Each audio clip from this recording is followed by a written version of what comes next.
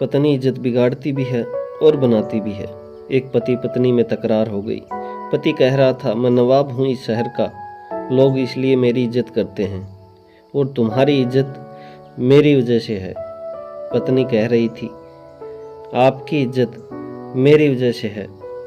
मैं चाहूँ तो आपकी इज्जत 1 मिनट में बिगाड़ भी सकती हूँ और बना भी सकती हूँ।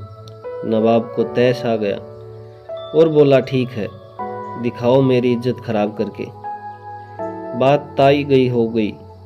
नवाब के घर शाम को महफिल जमी थी दोस्तों की। हंसी मजाक हो रहा था कि अचानक नवाब को अपने बेटे की रोने की आवाज़ आई। वो जोर जोर से रो रहा था और नवाब की पत्नी बुरी तरह उसे डांट रही थी। नवाब ने जोर से आवाज़ देकर पूछा कि क्या हुआ बेगम, क्यों डांट रही हो? बेगम ने अंदर से कहा, देखिए ना, आपका बेटा खिचड़ी मांग रहा है और जबकि उसका पेट भी भरा चुका है। नवाब ने कहा, दे दो थोड़ी सी। और बेगम बोली, घर में और भी तो लोग हैं, सारी इसी को कैसे दे दूं? पूरी महफिल शांत हो गई। लोग कानाफूसी करने लगे। कैसा नवाब है, जरा सी खिचड़ी के लिए इसके घर में झगड़ा होता है। नवाब की पगड़ी उछल गई। सभी लोग चुपचाप उठकर चले गए। नवाब उठकर अपनी बेगम के पास आया और बोला, मैं मान गया, तुमने आज मेरी इज्जत को उतार दी। लोग भी कैसी कैसी बातें कर रहे थे, अब तुम यही इज्जत वापस लौटा कर दिखाओ। बेगम बोली, इसमें कौन सी बड़ी बात है? आज जो लोग महफिल में आए थे, आप उन्हें फिर किसी बहाने से निमंत्रण दीजिए। नवाब ने फिर से सबको बुलाया। बैठक और मौज मस्ती के बहाने सभी मित्रगण बैठे थे। हंसी मजाक चल रहा था कि फिर वही नवाब के बेटे की रोने की आवाज़ आई। नवाब ने आवाज़ देकर पूछा, बेगम क्या हुआ, क्यों रो रहा हमारा बेटा? बेगम ने कहा, फिर वही खिचड़ी खाने की जिद कर रहा है। लोग फिर एक दूसरे का मुंह देखने लगे।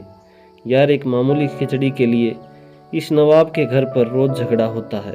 नवाब मुस्कुराते हुए बोला, अच्छा बेगम, तुम एक काम करो, तुम खिचड़ी यहाँ लेकर आओ, हम खुद अपने हाथों से अपने बेटे को देंगे, वो मान जाएगा और सभी मेहमानों को भी खिचड़ी खिलाओ।